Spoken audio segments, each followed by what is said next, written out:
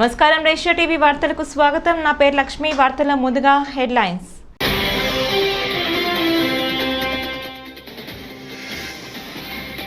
ఉచిత gas subsidy petroleum సంస్థలకు చెక్కు అందజేసిన సీఎం చంద్రబాబు.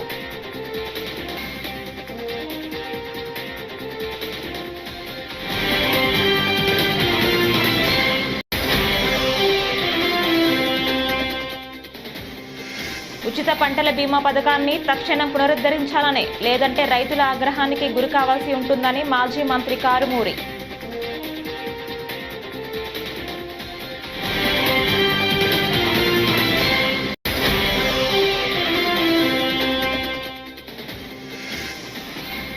ఏపీలో అమెజాన్ డేటా సెంటర్ ఏర్పాటు చేయండి. IT service energy summit Lokesh.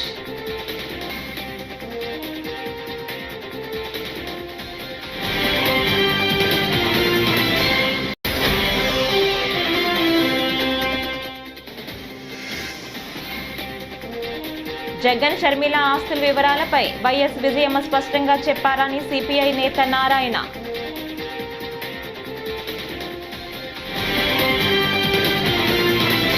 ఇక డీటెయిల్స్ చూస్తే సూపర్ 6 హామీల్లో ఒకటైన ఉచిత గ్యాస్ సిలిండర్ల పథకానికి ఏపీ ప్రభుత్వం నిధులు విడుదల చేసింది. ఏడాదికి 3 గ్యాస్ సిలిండర్ల పథకానికి ఖర్చయ్యే నిధులను సీఎం చంద్రబాబు పెట్రోలియం సంస్థలకు అందజేశారు. అమరావతిలోని సచివాలయంలో హిందుస్థాన్ పెట్రోలియం, భారత petroleum corporation, Indian oil corporation సంస్థల ప్రతినిధులకు ముఖ్యమంత్రి ఈ సబ్సిడీ మొత్తాన్ని అందించారు. ఏడాదికి 3 సిలిండర్లు ఇచ్చేందుకు అయ్యే 2,684 కోట్ల ఖర్చు కేబినెట్ ఆమోదం తెలిపింది. ఈ నేపథ్యంలో మొదటి ఉచిత సిలిండర్ ఖర్చు అయ్యే 894 కోట్లను పెట్రోలియం సంస్థలకు ప్రభుత్వం అందించింది.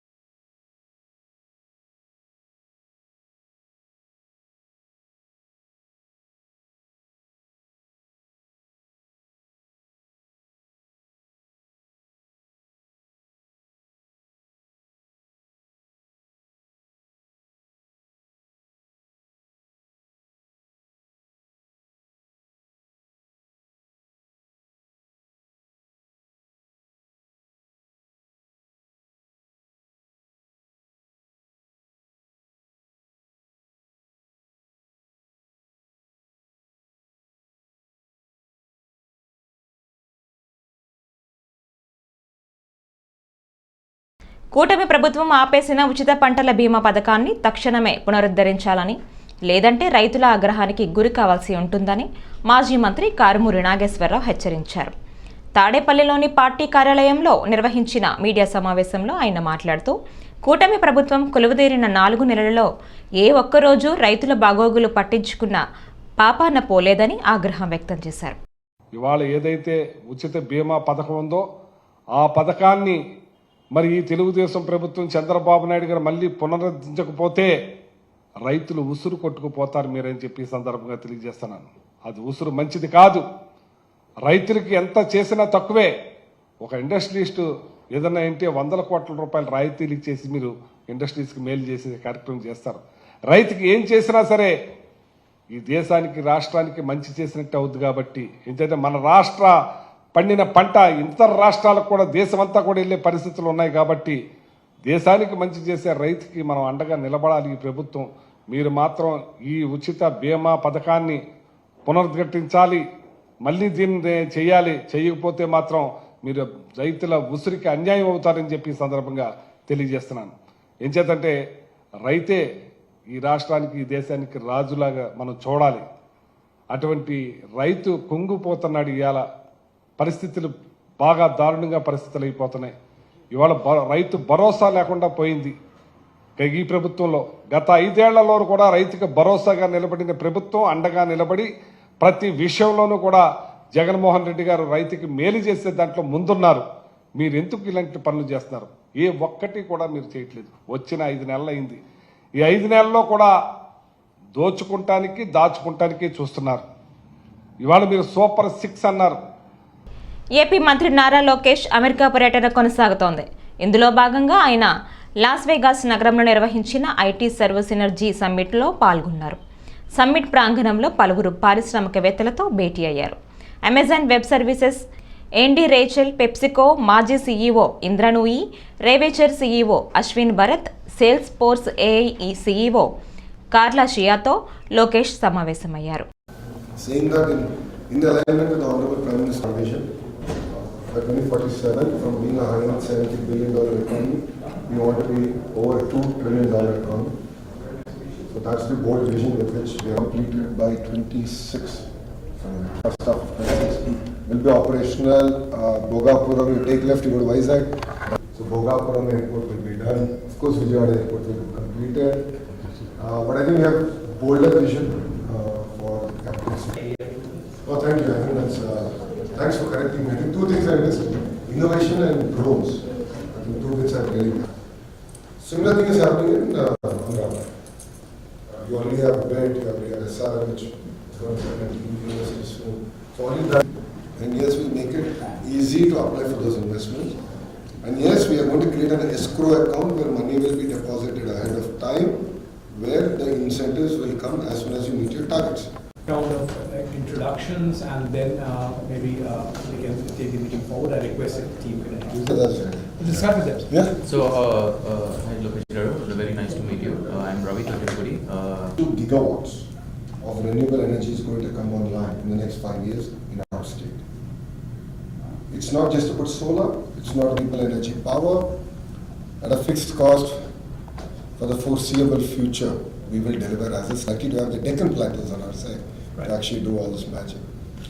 But the even more exciting bit is the AI University.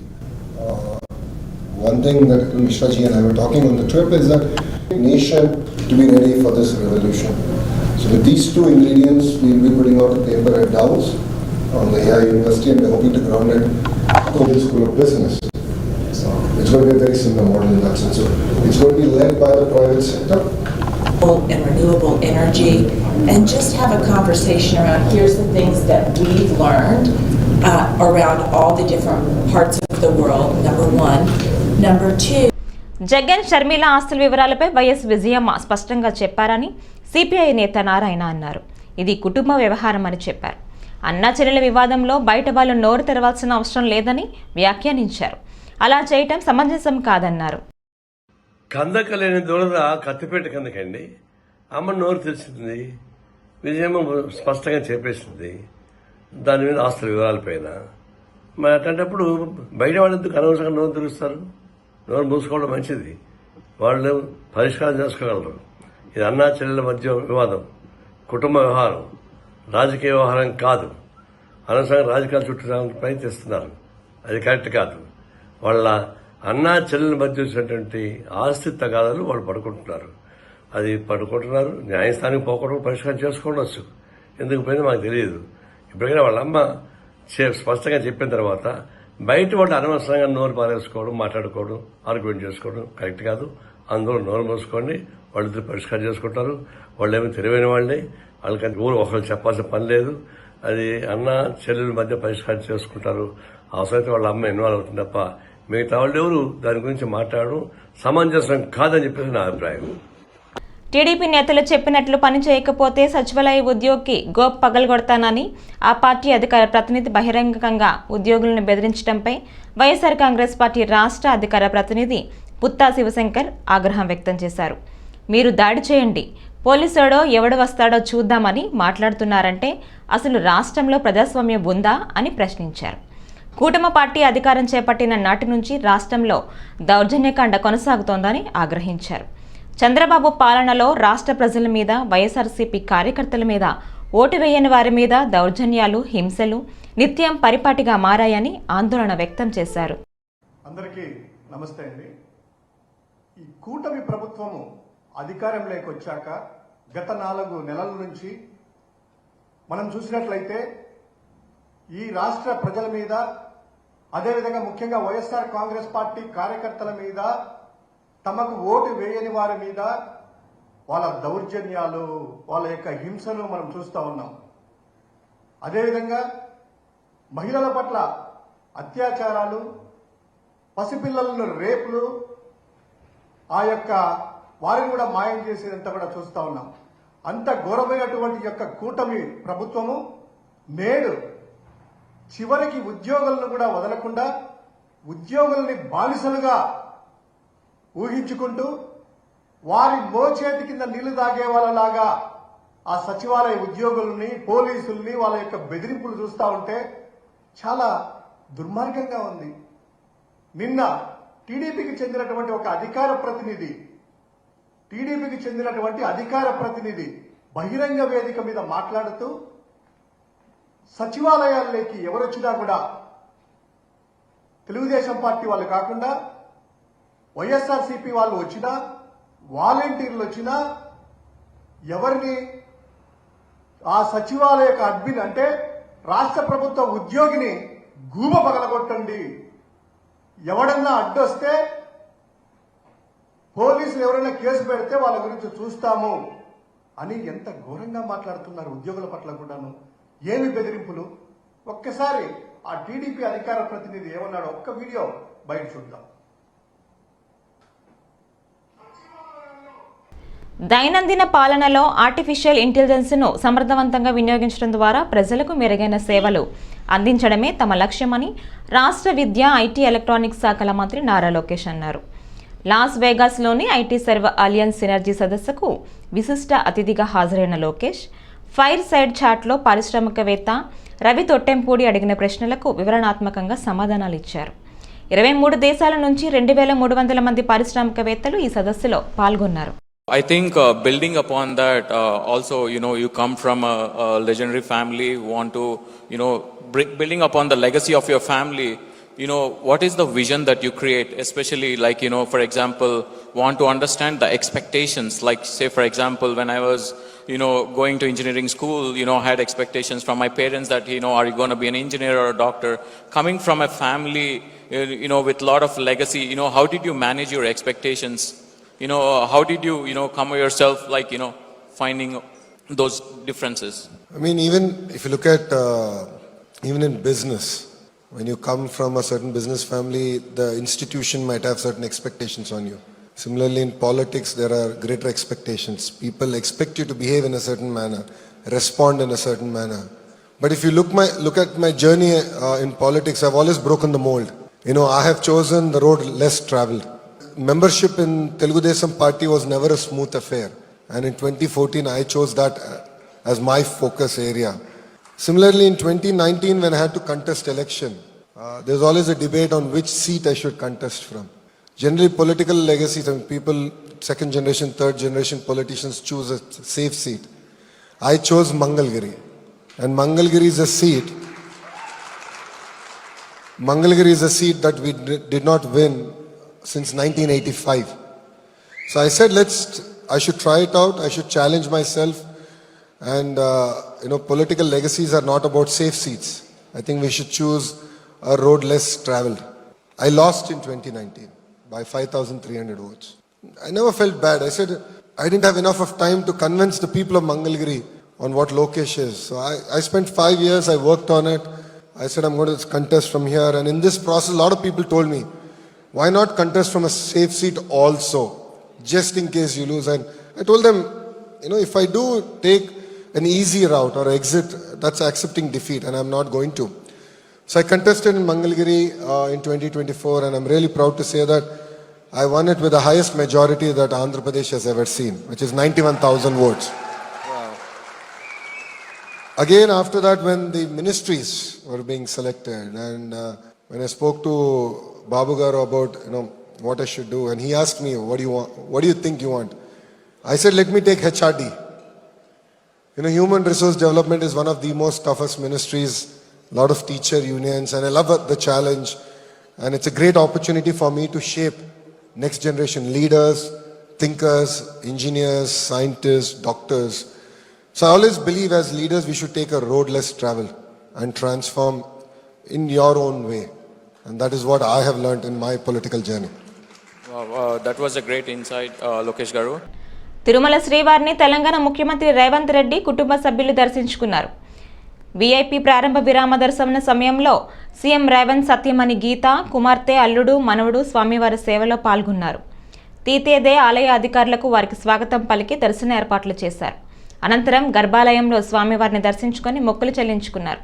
దర్శనానంతరం రంగనాయకుల మండపంలో పండితులు ఆశీర్వచనం చేసి స్వామివారి తీర్థ ప్రసాదాలను అందజేశారు.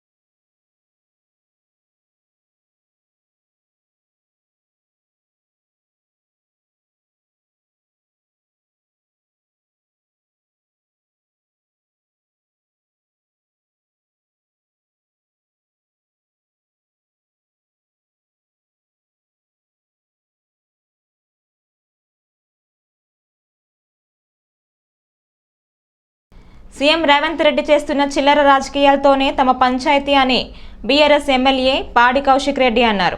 తనను కూడా డ్రగ్స్ కేసులో ఇరికించే ప్రయత్నం చేస్తున్నారని ఆగ్రహం వ్యక్తం చేశారు. కేటీఆర్ మీద కూడా ఇదే కుట్ర చేసి విఫలమయ్యారని తెలిపారు. హైదరాబాద్లోని తెలంగాణ భవన్తో పాడి కౌశిక్ రెడ్డి మీడియాతో మాట్లాడారు. రేవంత్ రెడ్డి తన ఎమ్మెల్యే, ఎమ్మెల్సీలు, ఎంపీలతో డ్రగ్స్ టెస్టుకు రావాలని సవాల్ విసిరారు. మా ఎమ్మెల్యే అందరూ వెయిట్ చేస్తున్నారు. ఇప్పటి వరకు మమ్మల్ని పిలవలేదు. మేం డబ్బాలు పట్టుకుని రెడీగా ఉన్నామని తెలిపారు.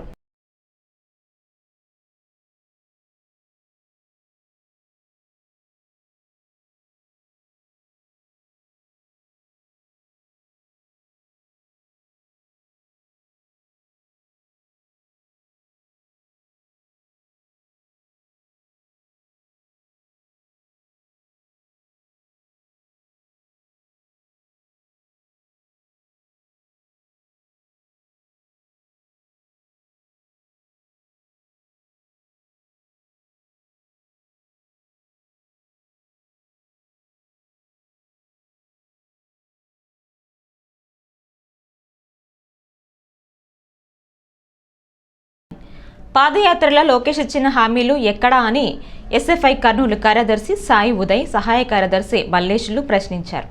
బుధవారం కర్నూలు నగర ఎస్ఎఫ్ఐ ఆధ్వర్యంలో అర్చన తహసీల్దార్ వెంకటలక్ష్మిని కలిసి తల్లికి వందనం, ఫీజు రిమంబర్స్మెంట్పై ఇచ్చిన హామీ అమలు చేయాలని డిమాండ్ చేస్తూ వినతి పత్రం అందజేశారు.